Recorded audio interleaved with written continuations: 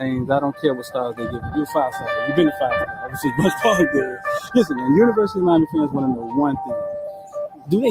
Does University of Miami have a chance to get James Williams? Definitely do have a chance.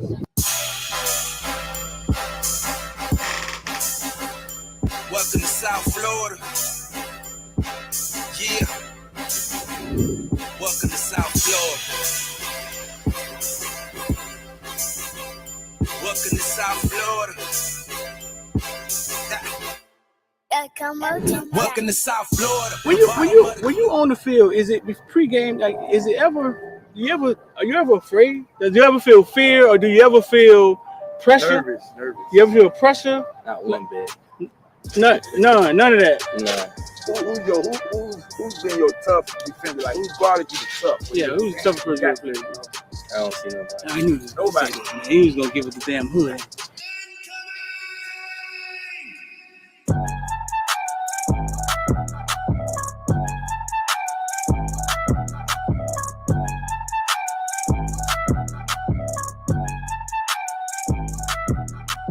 That's what I'm for. I'm a playmaker. I love receiving. I love to catch the ball. I love to go over people's head. Yeah. You know, so I just gotta do what I do. University of Miami, they land you, and then they land the number one. We call him football player, number one player in the nation, James Williams. Yeah. Both playing the same position, right? How do you envision that working? Are they telling you how that's gonna work, or? Well, I feel like me and James two different safeties. Uh huh.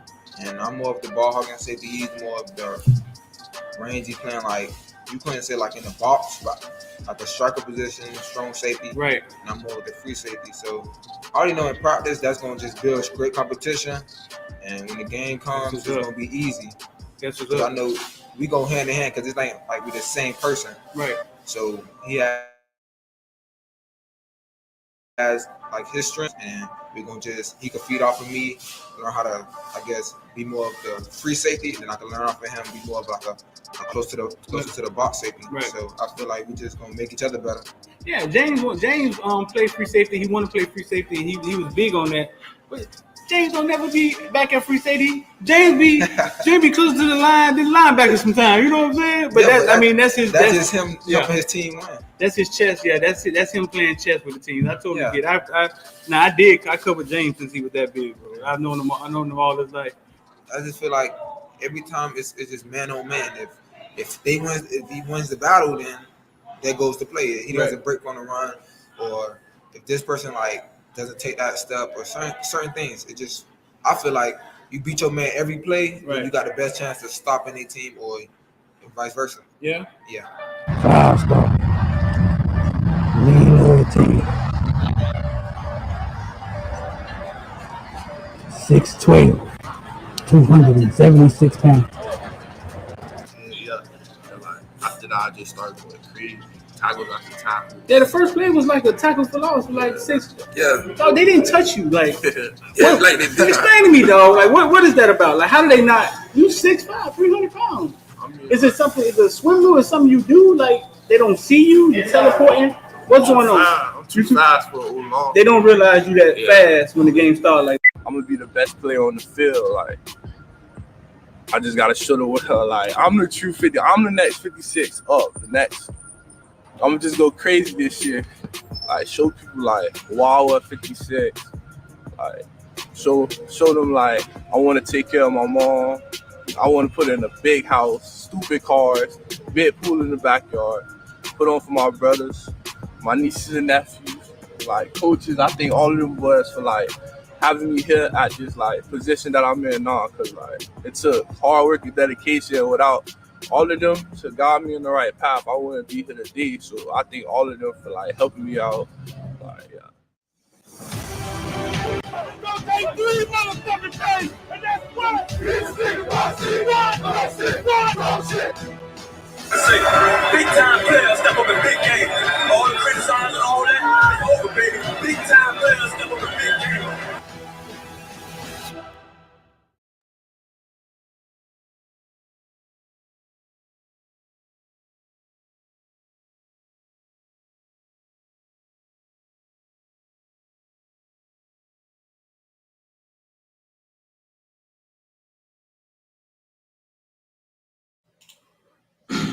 What's good, man? What's good? What's good? What's good?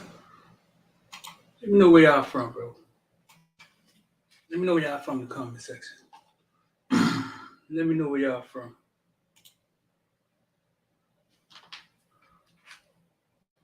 Too much light, huh? This thing popping. I'm D-Man, about to talk about everything from Bitcoin to ball. What's going on? What's crackling?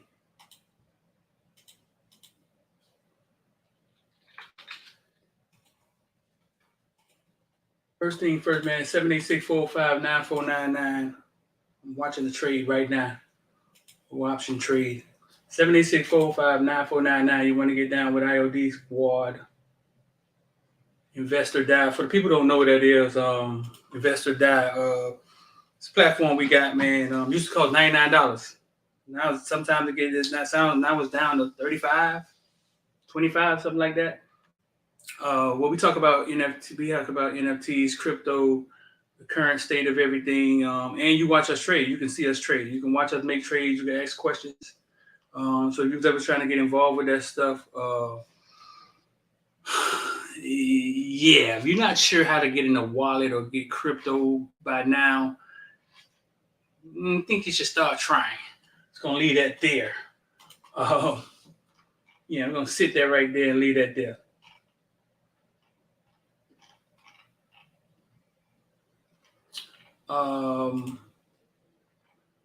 We'll bring my boy Rich in here, man. We're gonna talk about.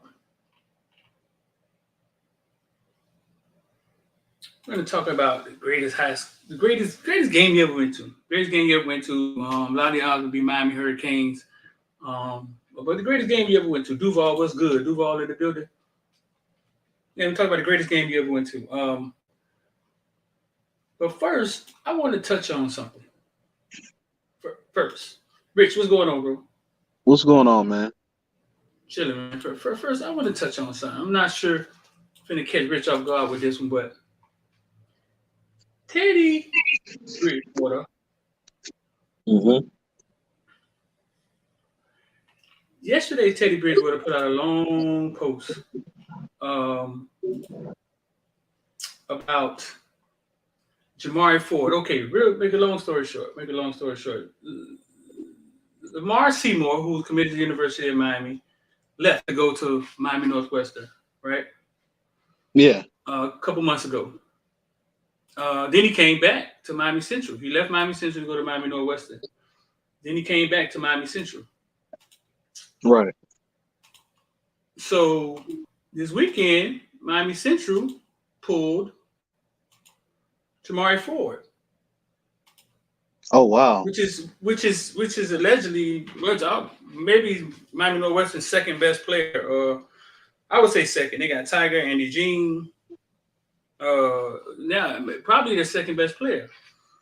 Pulled them. Yeah, that's a big get. Yeah, pulled them. Basically, yeah, pulled them, and yeah, that was a huge get. Pulled him, and he came out and said, "Hey, man, respect my decision. I'm transferring to Miami Central." Yesterday, Teddy Bridgewater came out with this. Now, Teddy Bridgewater went to Miami Northwestern. Dear high school football coaches in South Florida, please respect each other's backyard. AJ done sent a message. AJ is. He's been on the show a couple of times. Yeah. AJ done sent a message loud and clear. We got to have some rules in place. We got to have order. AJ coached me at Bunch Park and had me coming to the West games and riding the bus with them before. AJ done told me the story before anyone or even I got to Northwestern. He could easily sit in my mama's living room and convince her to send me where he was after they got let go from. Okay, convince her to send me where I was going after they got let go from the West. Because basically he's saying they got let go from the West and he still sent him. This is Teddy Bridgewater to Northwestern. Right. I mean, I was already convinced. I was already convinced her to send me where he was after. Oh shit, I'm reading the same thing over again. I was already out of my district and staying in Niles Garden. I don't even know what that is. Instead, he respected the rules and still assisted me with going to night school at Turner Tech so that I can graduate high school early. So basically, he's saying why AJ was still at Central, he helped him Yeah. while he was still at Northwestern. Even with being in their backyard, he never let any of their coaches touch me. I'm saying this to say I'm not praising anyone. It's all fair game. But there has to be some order. Northwestern, Central, Booker T, CC, leave each other kids alone. Because it's all fun and games until it happens to us. Once a kid finds a home, let them be until the child or the parent decides to transfer them into your school. I understand recruiting and all that, but nobody is playing fair. Max kids are Max kids, Jude kids are Jude kids, which is Central's coach, and Ice kids are Ice kids, which is Booker T. Forget all that transfer portal stuff. This is high school, not college football. What you think about that? Because when I got in the car and I made the joke on Instagram when Lamar Seymour left, nobody said anything. Exactly. Nobody said anything. But now I get it because from what I know from being in the inside, I know what Teddy Bridgewater sees, and he sees a war. You know what I'm saying about the start, which we don't need to be warring with each other because the rug is being pulled right from under us already. So what do you think about that? Well, first and foremost, I would hit on a couple different things with what he said. First, how much of a priority is education to the student, athlete, and to the schools? Mm-hmm. Because I would say this: if you want kids to jump ship from one high school to another high school, Teddy Bridgewater, his example is really important because they basically left him at Miami Northwestern because they thought that would be the best shot for him to go to college and make it to the league. And that's appreciative, yes. However, it's a lot of things that have to come into play with kids making these decisions because you know it and I know it. The kids are making these decisions based on, that team looked like it's going to be a powerhouse or this team. And then you got to go do extra work. Like he mentioned, he had to go to Turner Tech at night in order to graduate and so on and so forth. I just want to say this. For all those programs that are powerhouse football programs, if there is a way to demand more resources for the kids when it comes to education, that's what y'all need to be doing. Forget the war about getting kids from this school or that school, Carol City. Forget that. Are you guys doing a service for the kids or doing a disservice for the kids? Because here's what I want to see. If you're going to be trading players in order to win state championships, then I want y'all to put the same energy in making sure that these kids are educated. Your graduation rate should be going up. Your college admission rate should be going up. That means you need to get more resources in your schools so that way kids don't have to go to night school. As a matter of fact, these top flight athletes should be graduating by their junior year. They should have all their credits. So stop sitting here and getting these kids to go to school just to play football for y'all. So that's the first thing that I feel. The second thing for me is this. This is a parody. It's a parody of what's going on in college football. Yes, it used to happen back in the day, and it's something that people are very passionate about. You could hear the public school versus private school argument a lot. But at the end of the day, I'll say this, and the kids have to realize it, and I know that they don't. It's about your education, because we always mention it here on Footballville. Who makes it to the NFL? It's a very small percentage. And I'm not saying that should not be your primary goal if it is your goal. But the one thing I am saying is you got to make sure that whatever decision you make is a 25 to 50-year decision, not a 2-year decision. So if that school wants you, if they want you, do what Mario Cristobal did. Cristobal was like, look, University of Miami, if you want me, This is what I need. I need money for facilities. I need this. I need that. I need the other. So the same thing goes for these kids in high school, because the game is changing, and you do have influence at that level. If they want you, they better have a roadmap as to how you're going to get the best grades possible, and how, hell, don't just qualify for an athletic scholarship, qualify for academic scholarships too. What are they doing in that regard? Do they have extra tutors at the school to make sure you get your schoolwork done? You get what I'm saying? I Like feel you. all these resources, because we have the conversation, Street. We Mm-hmm. have the conversations about them, you know what I'm saying, schools getting cars for kids so that they could, you know what I'm saying, drive to the school and all this other nonsense. But Right. what about their education? How many tutors y'all got at the school? How many computers you got per classroom? What is the graduation rate? Those things are going to matter. How many college prep courses do you have in the school? Can I come out of that school with 2 years of college under my belt? That way, when I get to college, I could truly say, I'm gonna go to this college for 3 years, then I'm out. I'm going to the NFL, because after my first 2 years, I should have my bachelor's anyway. So my thing is this, and I know I probably this is probably not where you wanted to go with this topic, but my thing is, you got to start demanding more of your institutions if they want your son or daughter. If you know what I'm saying, if you got a daughter who's a big time athlete, if they want them to come to your institution, they gotta demand more. You gotta demand more from them. Right. You gotta demand more. Because guess what? Mr. Ford, as good as he is 5'5", right? Mm-hmm. 5'4". How many running backs are in the league that's 5'4" or 5'5"? Comment section. How many running backs in the league that's that tall? I doubt it. No, maybe I doubt if there's any.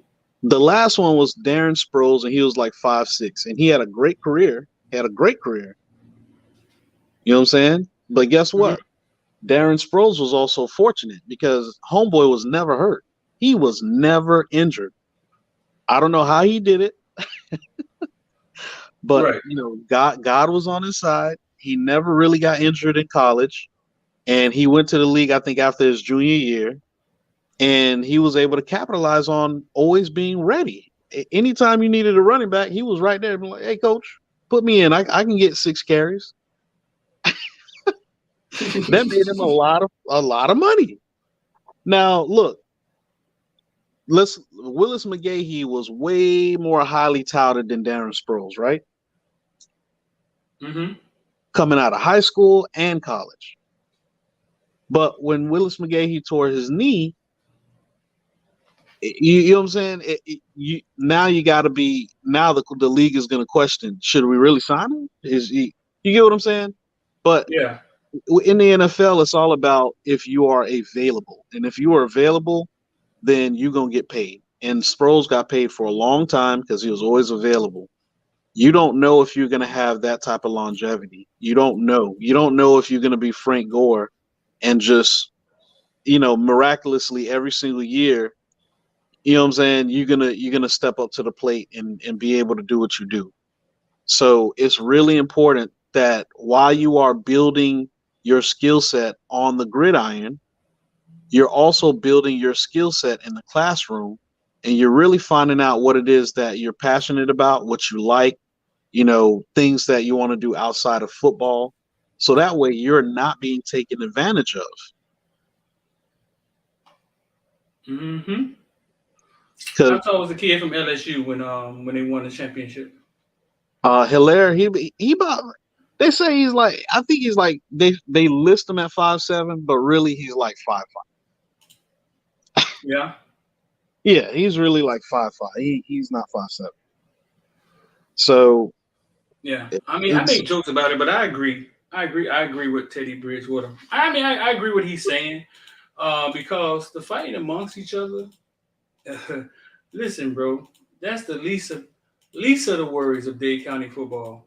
The way That they is the tear least down of these it. projects, the way they tear down these projects, yeah, I mean they fighting amongst each other, and the rug being pulled right from under them. Right, exactly. As a matter of fact, I'm glad you brought that up because after a while, after a while, you won't even have the culture that you have when it comes to football in South Florida because you don't have the same kids down there. And if you ain't got the kids, the coaches is going to be different. And No, DJ it's Medi, already happening. DJ Medi, they say who is 5'8"? Darren Sproles, man, you better listen. Darren Sproles is not. We all know that, and that even starts when the kids are in high school. They always make you 2 or 3 inches taller based on your position, and then when you see the player in person, you're like, this dude is not that tall. Yeah, but you can't cheat the combine. So when the combine gets your ass, that shit that be real. I don't know, man. I A don't lot know. of times they look a lot smaller because they're standing next to giants. To be honest with you, you know what I'm saying? Allen Yeah. Iverson always looked this puny, but he was what 6'2", 6'1"? No, man. Allen Iverson was like 5'11", man. No, Yes, he man. was. Homeboy was like 5'11". So listen, man. 786-405-9499. Send a text if you got a story you want to tell. The greatest game you ever went to, man. What's the greatest game you ever went to, bro? Any game. I know a lot of them gonna be Miami games, but what's the greatest game you ever went to? Man, um, specifically for Miami, I would say I went to the Florida State Miami game when what's his name was still there. Uh, what's what's the tight end and Jeff Thomas was there Mm-hmm. and the tight end was there. And I think that's the game where we had to come back. And I just remember a catch, two big catches, one from Jeff Thomas Mm-hmm. and one from the tight end that we hit, Brevin Jordan. So that This was is at Florida State, right? You talking about at no, Florida State? no. This one was at Hard Rock Stadium. So this was not too long ago. I just remember that game because it to me it showed a lot about who Jeff Thomas was. Mm-hmm. It's one of those guys that yeah, the Nicosi game. The Nicosi Perry was at quarterback. And I just when you saw that from Jeff Thomas, I was automatically thinking, I think everybody was, we couldn't wait for him to get to the league. And things ain't happened the way it should have happened. But um, to me, it just showed how talented Jeff Thomas was. It also showed how talented Brevin Jordan was. Nicosi had a great game, and unfortunately, they just from that point on, those the very next year, those players didn't progress. So for whatever reason, so Isn't that the story about fucking like that's the story, right? Isn't that what happened every time? yeah, because I think Jeff Thomas wanted to transfer after that season, and for some reason he chose to come back, and it just wasn't the same. So Yeah, that's one of my greatest University of Miami games. I have some other you games got that another one? yeah, I got several. So in several different sports for different reasons. One is I went to a PGA tour because I had a friend who was a golf pro. So he knew the person who owned the course. Mm-hmm. So we got to get into the PGA tour with 2 cases of beer because that's what they wanted. So we got them there 2 cases of beer, and I went. And two things I realized: number one, how poor I was, but number two, that's when I figured out that golf was a spectator sport. So golf is not. It's a true spectator sport. It's not like football where you have fans that cheer, but they don't ever think that they themselves or nephews or relatives will ever play on that field. In golf, everybody is there as fans, but they pay the price of admission because they're trying to learn how to golf themselves. Mm-hmm. So you see people like trying to imitate Tiger and his swing, and it's like, man, you ain't never gonna be Tiger. Why are you buying all of his? And they go spend all their money on the gear, the shoes. I mean, they'll sit there and spend $1,000 at a PGA Tour because they think by wearing Tiger Woods Nikes, they're gonna be as good as Tiger Woods, and they ain't never gonna happen. So to me, that was just an eye opener on the difference between being like a fan and being like a spectator, because it's a You say difference. spectator sport. Explain what you mean by spectator sport. So a spectator sport is like I would view Miami, University of Miami, their fans are also spectators because a lot of the folks that are University of Miami fans, you either are, coaching your little cousin, Mm-hmm. or you're coaching, or you yourself are a high school player who you're looking at the game. You're looking at how they run their offense. You're looking at if you Duke Johnson and you in the stands as a high schooler, you're looking at, the running back that was there before him. You're looking at how they're running the ball, the scheme, and you're looking at, can I fit in that offense? Like you're not just looking at it from the perspective of being a fan. You're also looking at it from the perspective of being a potential player. So that's why I say South Florida, you've got a lot of spectator sport fans here too, which is very rare in college football. But we all have a cousin or have a best friend or somebody that has played at the next level, especially being down here where we're from. So for us, football is like you have, and don't take this wrong, but you have, girls in the stands who like, oh man, he didn't wrap up on that tackle. So Hey, real fast, quarterback Eli Holston commits to Alabama. Should have happened maybe 45 minutes ago, an hour ago, something like that. damn. You think that's because of the whole Arch Manning thing, the $2.5 million? As he said, as my pawpaw used to say, "Roll damn tide." Well, it sound like his, sound like his pawpaw. This is a funny picture though. Yeah, that is funny. Well, it looks like Arch is. If I had to predict, Arch Manning is going to go to UGA. You think so? Yeah, UGA or Ole Miss. So his family, they're Ole Miss alumni. He's not going to Tennessee because Nico's going there. Holstein just committed to Alabama.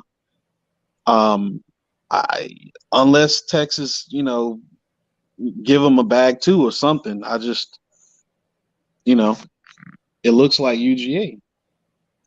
So what does that mean for us when it comes to quarterback recruiting? Yeah, we got 3 of them. Because I know the number three recruit is still out there. I forget his name. I know he's still out there. And then we got that diamond in the rough that we found, that kid who's 6'5".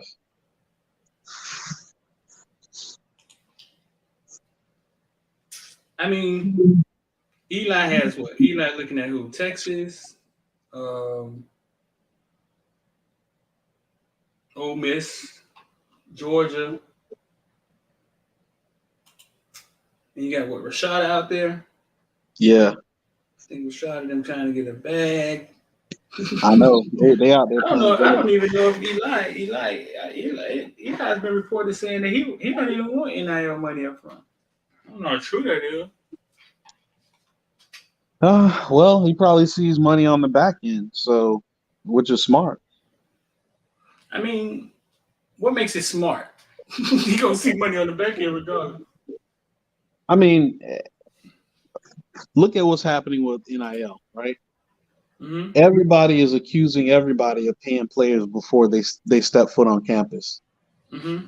So I almost see it as a strategy, right? If you want to make sure your school is not caught up in sanctions or in the media or anything like that, then wait till you get to campus before you announce your NIL deals. Right. So it's just strategy. Because the other thing that might happen is if Eli's like, oh, I got $1 million, now you go try to get the number one wide receiver, and he like, I want $1 million too. You try to get the top running back, I want $1 million. You get the top D lineman, I want $1 million too.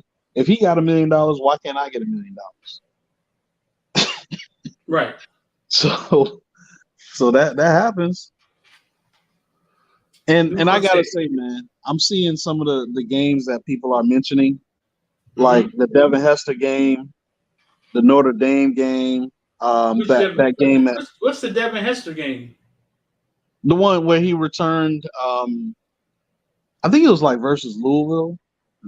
It says the one in 04. I think that was the one where he returned a kick for a touchdown, or two kicks, I think, for a touchdown, and we came back and won that game.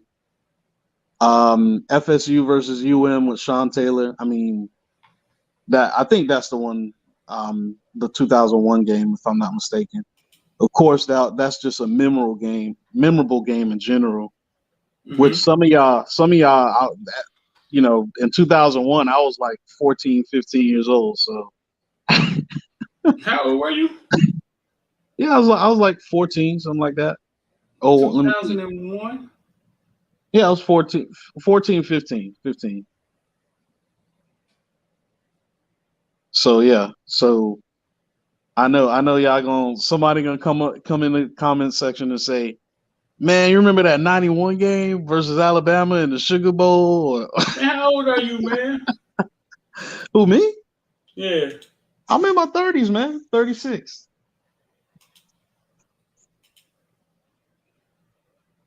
He's saying that cause Nick Saban blew up A&M spot. Do you think the talent we have in our quarterback room is the reason what we haven't picked up a commit from these young guys? No. I mean, the quarterback thing. If you think about it, okay. So we say that, right?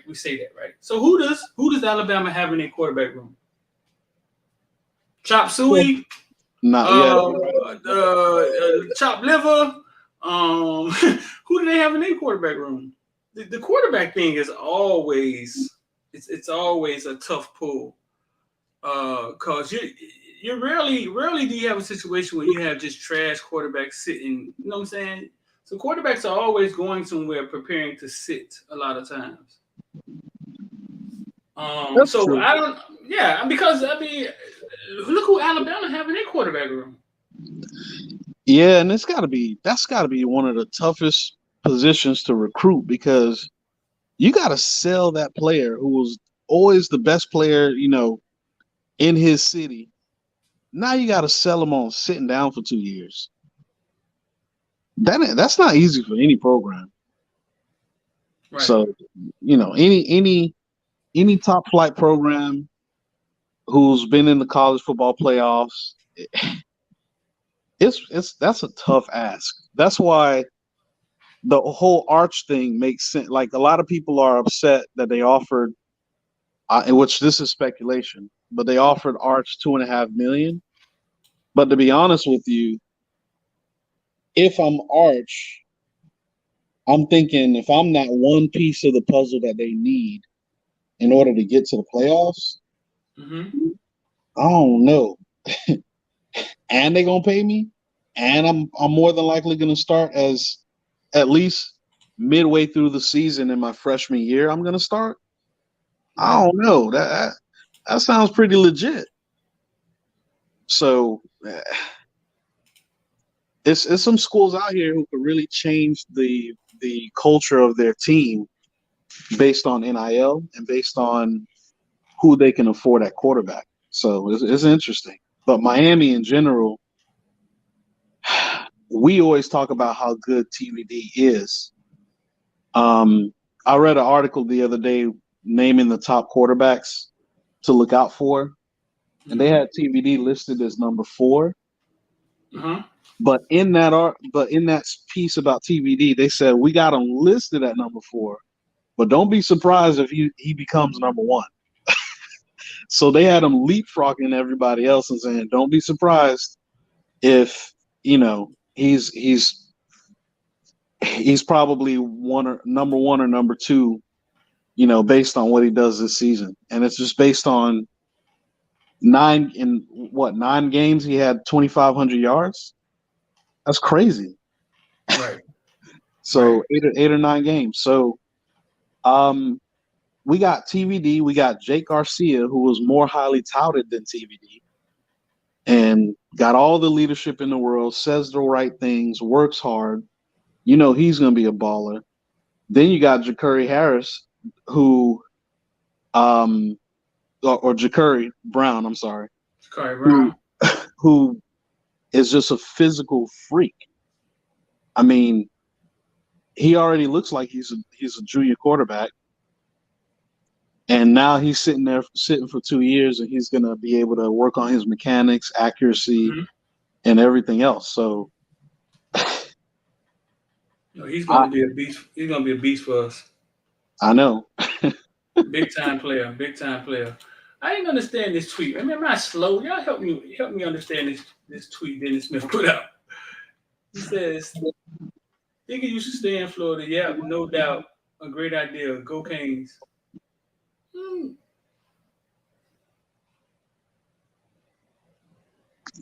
It's The Rock. It's Huh?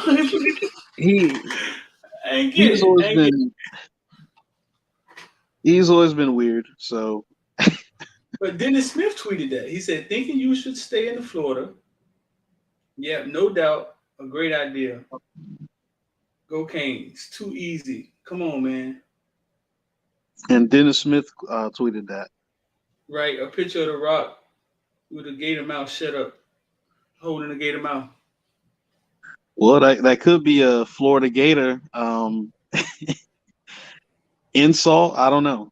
A shot at Florida Gators. I don't know. It has to be something. I know there's somebody in the comment section to figure it out. It has to be something like that, though. Yeah, I've been trying to figure that out all night. Or it could be you come to Miami, you're gonna look like The Rock after a couple of years. I don't know. So my greatest game,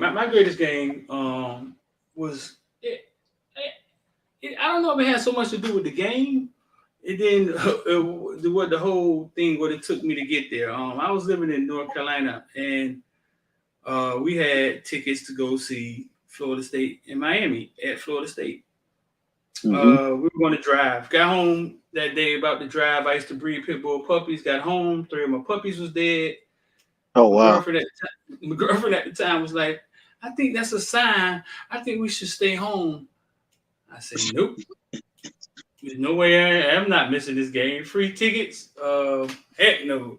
At the time, her sister was dating Buster Davis. Her sister was at Florida State, and she was dating Buster Davis.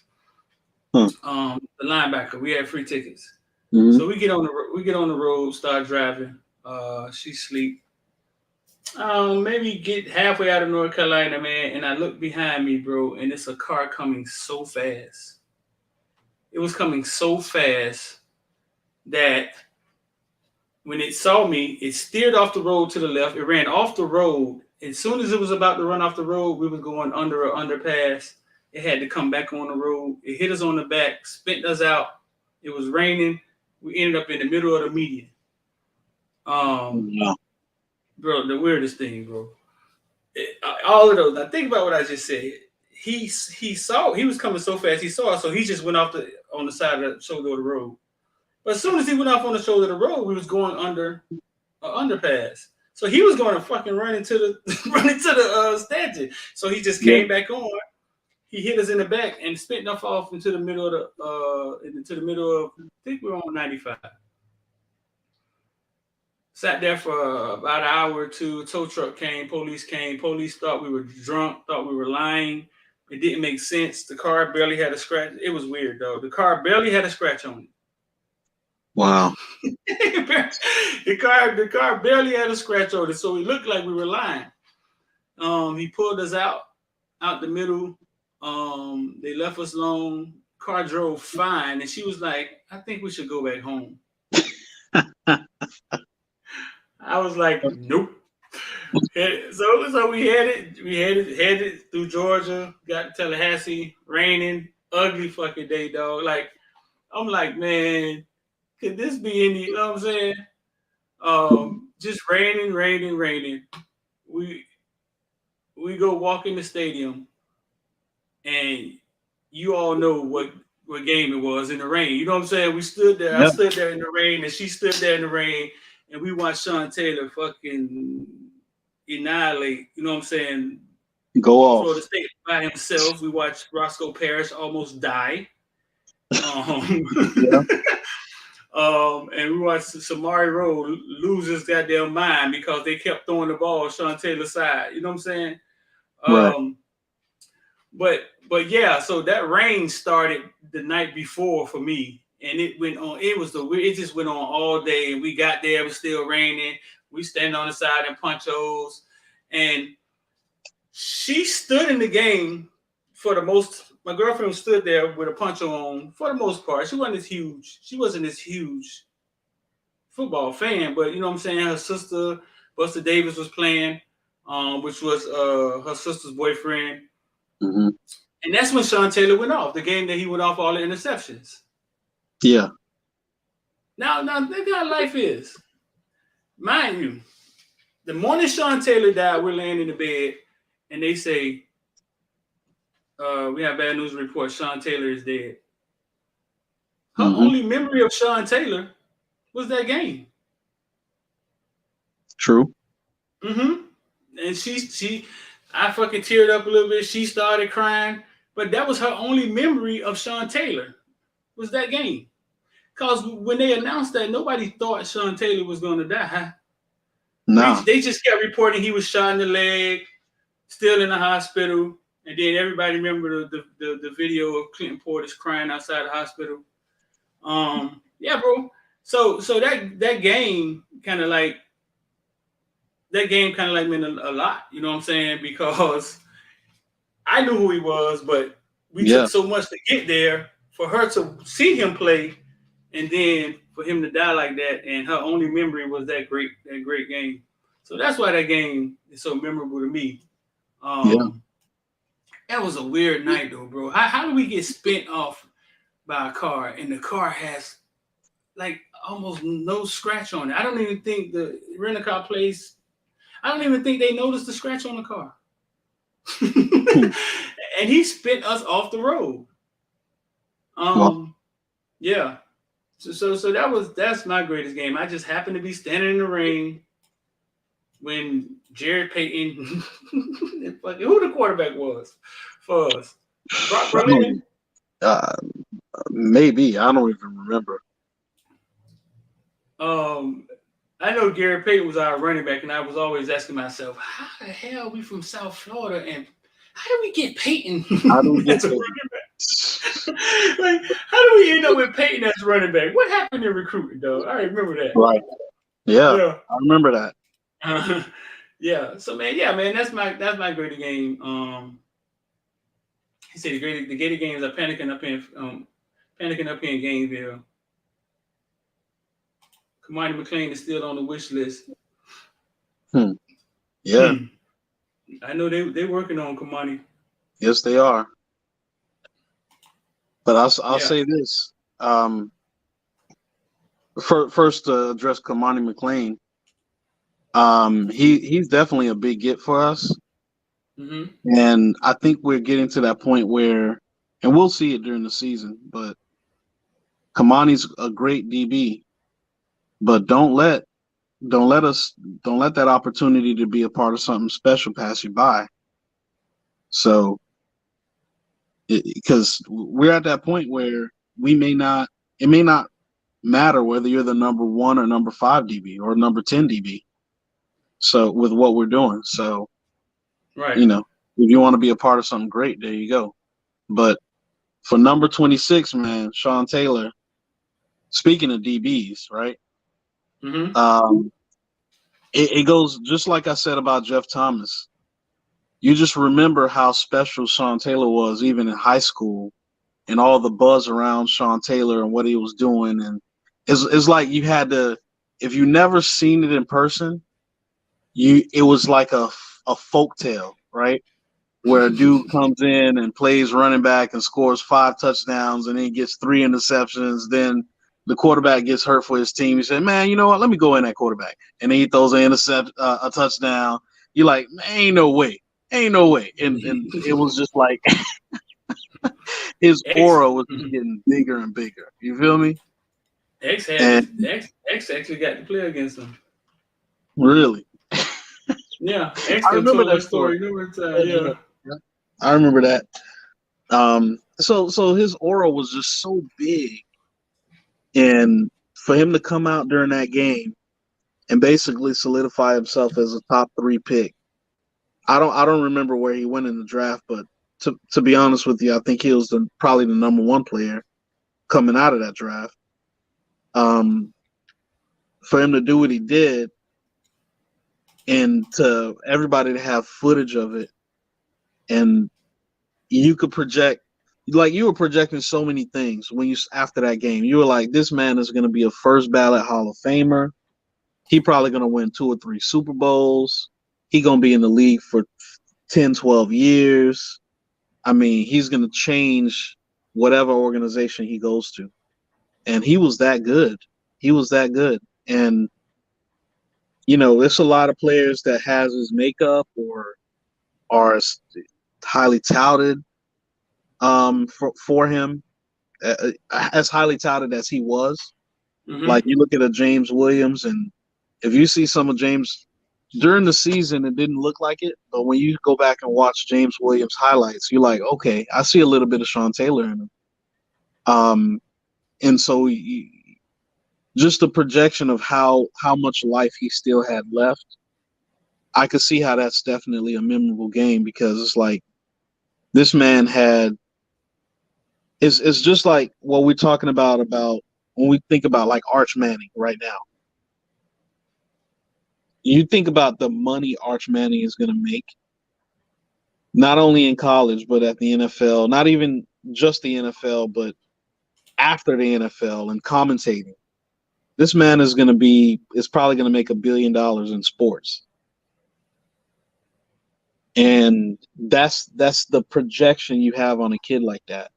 So that's the projection we had on the Sean Taylor. We were like, this dude is about to revolutionize football, period. So, yeah, I could definitely see that being a memorable game. Oh yeah, that was a memorable fucking, just a memorable event, period, bro. And now I don't talk to that baby mama. She got my kids. Won't let me see my kids. It's all bad. Can't even remember this one. What's that? You ever bring that up? You ever bring that? Remember that one time I brought you to that game and you got home safe? I haven't talked to her in years, bro. Like, she got my kids, going to court. I haven't talked to her in years. I mean, I don't have any real feelings, I don't think. I mean, I would talk to them. I don't hold grudges well, dog. It's a weird thing. I suck at holding grudges, even when they do horrific shit. Life is too short. But yeah, man, that's my story, man. Appreciate y'all for all these good games y'all putting up. And I see somebody said, I thought you was gonna come up here with a Clemson game, dog. Man, yeah, I do got a Clemson game, to be honest. I went to the national championship game for Clemson when it was in California. And I remember that game because going into the game, I mean, Alabama was a heavy favorite. They had Jerry Jeudy, who was tearing up the world. And they had a freshman quarterback in Trevor Lawrence. And it was just a lot of controversy with how Trevor Lawrence became the starter, because they had a quarterback who the fan base loved, and they decided to bench him, and then he transferred. So it was a lot going on that season, and coming into that game, I vibed with a lot of Alabama fans. I learned something, which I didn't know before. I learned that Alabama has a huge black fan base. I did not know that. Especially thinking, if they in Alabama, I was like, wow, the turnout of black folk that were, for that was there for Alabama. I was like, wow. Plus, these are generational fans too. It was people as old as 90 years old, with second and third generation there. I was surprised by that. You were surprised at the blacks that was there? Yeah, because usually when you go to games like that, it's not a lot of, you don't see as many people of color in general sometimes. Mm-hmm. And when I went to the Alabama Clemson game, there was just it was probably 2 or 3 times what you would normally see at a game, right? So let's say you have a stadium filled with 70, 80,000 people. Let's say 80,000 people. Okay. Out of that 80,000 people, I'm going to exclude the student body, right? So let's exclude the current student body, which is probably like 20,000 people. Out of the remaining 60,000, usually it'll probably be like 5, maybe 10,000 black people. I would say at this game, it was easily probably, if out of that remaining 60,000, I would probably say it was probably like 20,000 black people. So I was surprised, and they were predominantly they were predominantly black. So that's weird, because I was surprised too. That's weird, because I was surprised when I saw it this year, and I didn't think about. I was like, oh, they do have black people in Alabama. Right. I don't know. It was. I don't know. I get what you're saying, because I was kind of surprised also when I saw it. I was like, oh, it's not just, what I'm saying, country. Well, I guess they do have black fans, because they had a bunch of black players, black people. I don't know. I just, and I'm not gonna lie. I'm not gonna lie. I actually sat there and I had seats. I bought tickets right on the 50, lower level, and I met this family, and they were on the opposite side, on the Alabama side, and they were lower level as well. And I'm just gonna be 100. Looking at the optics, I decided to go ahead and just chill with them.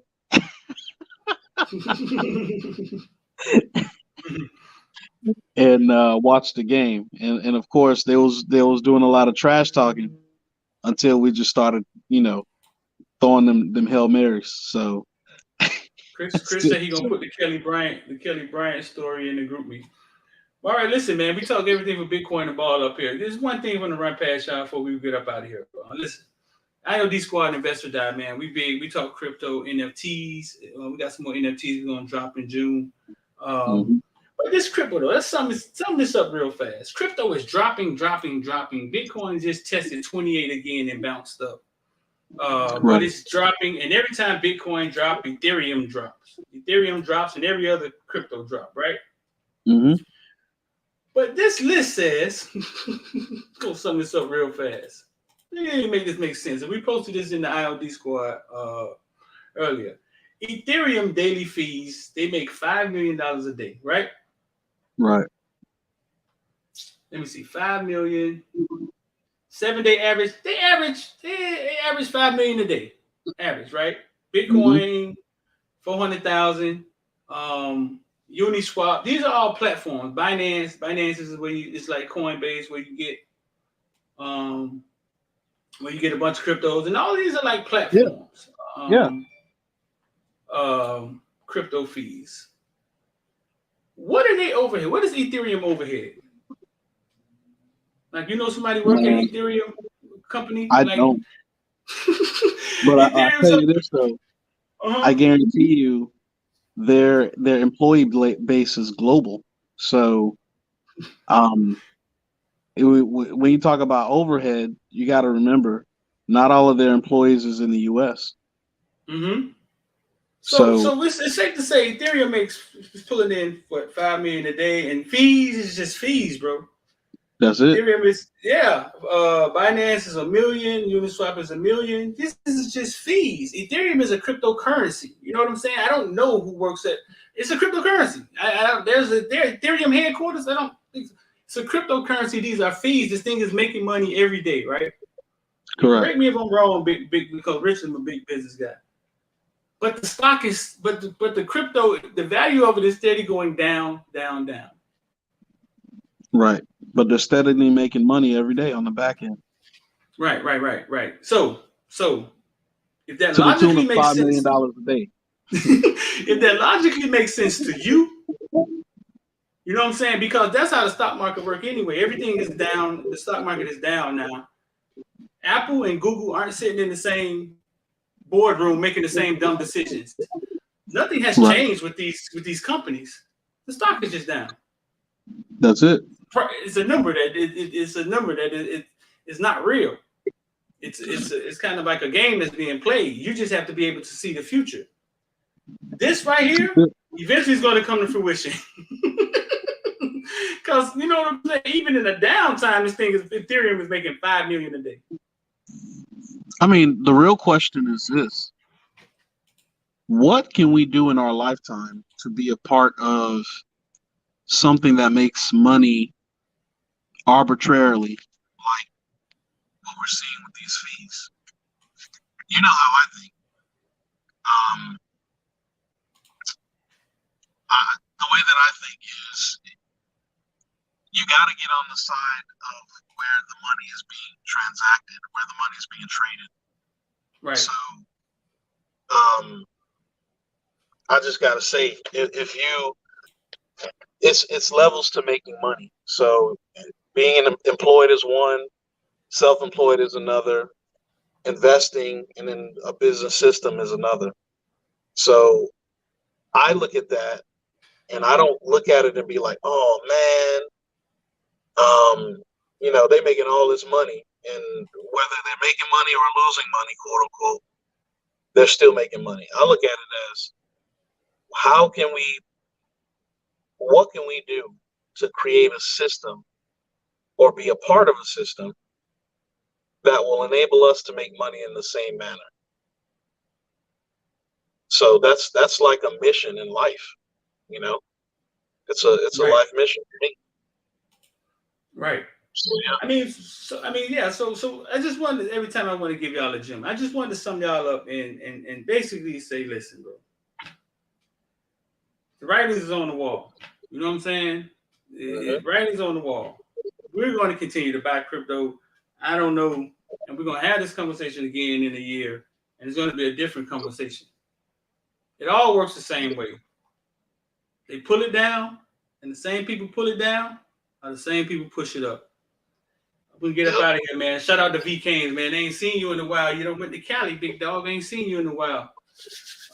Shout out to V Canes. I'm D, man. About to get up out of here. Appreciate you, Rich, man. Listen, man, don't put off tomorrow something you could do today.